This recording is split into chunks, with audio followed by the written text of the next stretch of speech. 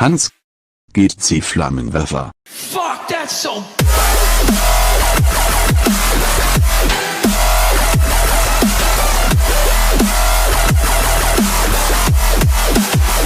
can kiss my fucking ass. Assalamu alaikum wa rahmatullahi wa barakatuh. So I just recorded a whole video, but I decided to do it again because of the inappropriate language I used. So let's call this video My View on Politics Part 2. And I like to start talking about Egypt. My name is Omar. I'm born in the Netherlands and I'm half Egyptian. My father is Egyptian, and I've always been very proud of being half Egyptian. Now, I must say that that pride has mostly gone and has diverted to Arab pride, because I'm very proud of the people of Yemen and the strong people of Palestine and Iraq, etc. I'm totally ashamed of the Egyptians, the modern Egyptians, of the modern country of Egypt. Its people, yeah, its people and its leadership. Why do I say this? Although there are many beautiful people in Egypt still, a great part of the society which I talk to, majority the younger generation, is totally perverted, has lost its roots, has lost its religion, is maybe just like Americans, huh? It's like if I meet people online, if I talk to young Egyptian, it's the same if I'm talking to a young American guy, maybe even worse. Yeah, they think that they are pharaohs, you know, show you it's great. Yeah, maybe I have some blood from the ancient Egyptians, maybe they have too. Yeah, that's great. But we accepted monotheism. We've been through Judaism, Christianity, Moses, and all that to come to a point where we accepted Islam, where we became Arab, and where a great part of our society also became Arab.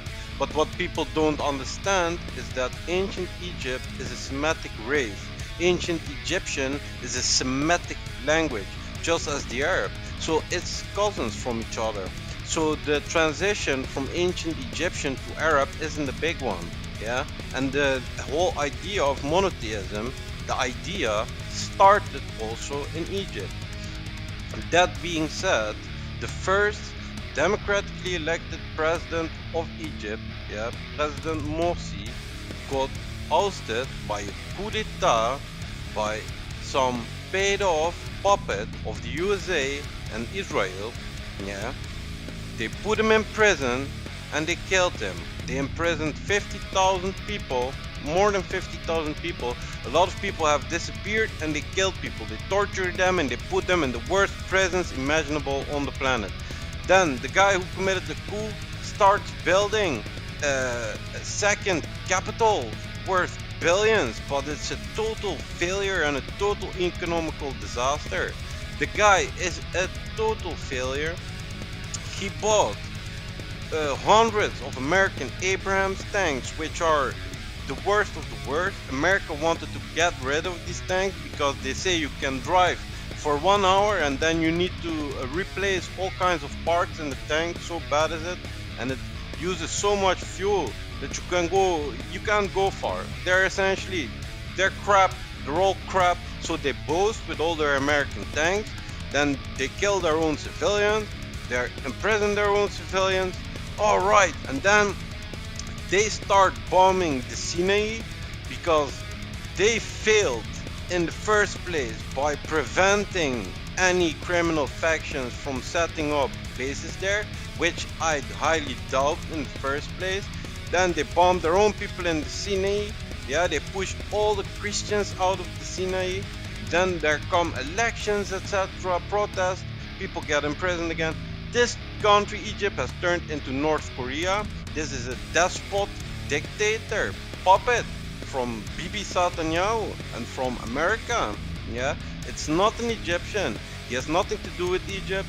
This generation is bringing the greatest shame on Egypt ever possible, ever imaginable. It's insane, alright? So they are complicit in this massacre. Maybe they even planned the massacre. Maybe they gave the green light to the massacre. They're aiding the massacre. They're blocking the aid.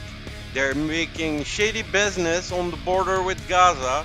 They're not letting the people in. They're not helping at all.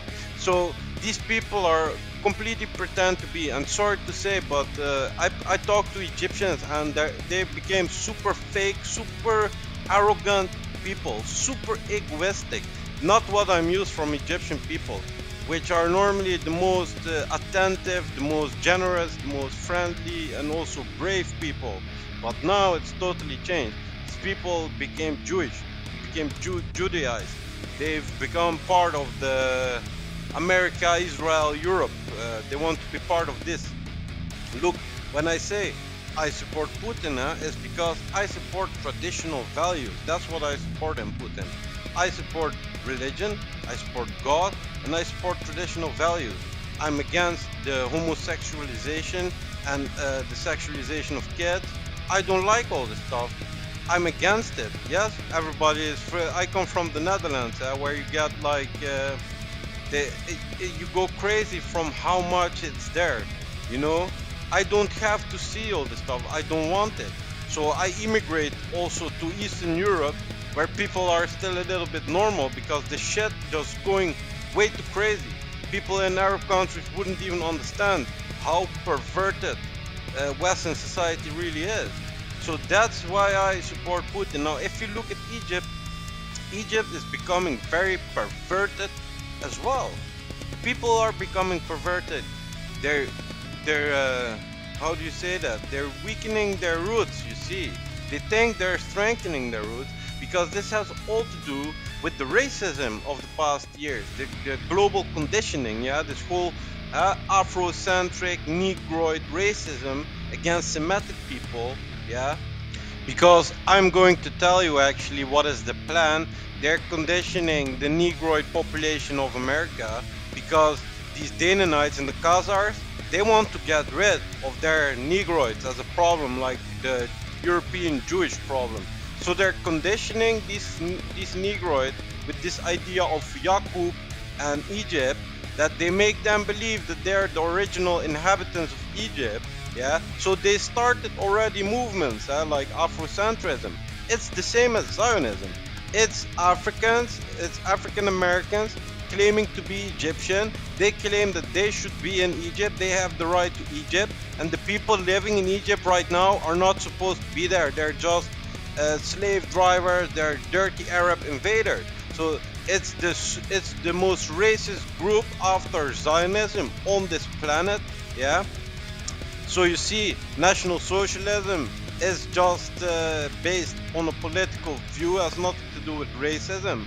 But the real racists are primarily, the black people and these Jewish people. They're the biggest racists on the planet. All right, the biggest.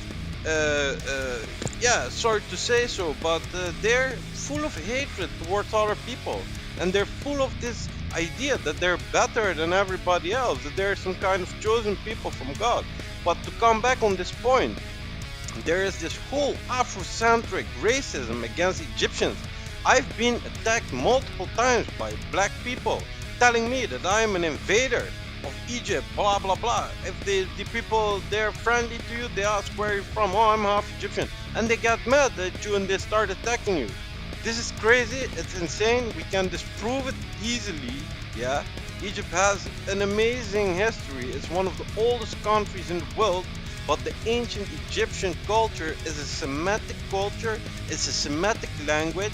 The language sounds very much like Arabic. So the transition from ancient Egyptian to monotheism, to Islamic, to Arabic was very easy to make because we're one and the same kind of peoples, we're one of the same cousins.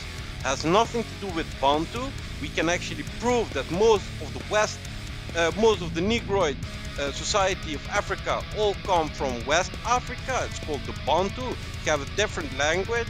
They all live in shit huts. They're warrior tribes. They're hunter-gatherers, Stone Age people. They're not farmer societies. They're not the civilized city building blah blah society. No, they're like Indians, with the nature. This is beautiful, by the way. So if you think that is something bad, That's your problem. It's not my problem. You are the racist and you hate yourself. I love Indian people, and I don't mean from India, but Native Americans, for example, huh? It's beautiful. In love with this nature, beautiful this thing. You don't have to be a pyramid builder. You don't have to be a empire builder. You don't have to be a slave driver. It's beautiful the way you are. You go in the jungle and it's great. I love it. I love to go to the forest. It's great. But don't lie. You're not from Egypt. Just fuck off. You're not Egyptian and you never will be. You tried to invade Egypt before the Kushites. You ruled for two dynasties and then you got kicked out again. And that's it. That's all. You're not Egyptian. Point. So, fucking politics. I hate politics, but politics are fucking important because I have to deal with the stupid decisions y'all make. So I'm gonna mingle in this decision making. I'm gonna put my voice and my opinion out there, that my voice be heard. And this is just sense. I'm trying to make sense of all this nonsense. Yeah, I'm not a racist. My best friends were black. I have nothing against African people. Yeah, Egypt is also in Africa, all right? So let us get that behind. You should get proud of what you have, and I am proud of what I have, yeah? Because essentially, what the world is trying to do is destroy and diminish every sense of pride that real Semitic people have, and not white people. White people are not Semitic, and I made long videos about this. White people are not Semitic. Jewish is a religion. Hebrew is a race of people, is a language. That is a Semitic language. If you are an Arab Jew, then you are Semitic. If you are an Ashkenazi, whatever fucking Jew, you're not Semitic. Point. So the most anti-Semitic people on the planet are the fake Jews. They're the most anti-Semitic. People who are Islamophobic is anti-Semitic because Islam is Arabic. It's all written in Arabic. The people are Arabic. The Prophet is Arabic. So this is anti-Arabic. So it's fucking anti-Semitic. Don't you fucking understand? Burning a Quran is anti-Semitic. Saying the truth about fake Jews is not anti-Semitic. So we're gonna put an end to this. We're gonna make global organizations. Yeah, it's finished now. It's over. We fought you before and we will fight you for 100 years more, 1,000 years more. I don't care. We're gonna do this. Even if I need to come back as a ghost, I'm gonna haunt you for life. This is the great awakening. We need to make changes in this world, and we need to make changes in Egypt and in the Arab world. We need to unite. We need to be one. We need to be one people, united under one banner. Ein Reich, ein Volk, ein Führer. Yeah, this is the great awakening. We're gonna do this. Allahu Akbar. You know it. Allah is the greatest. Subhanallah. Peace.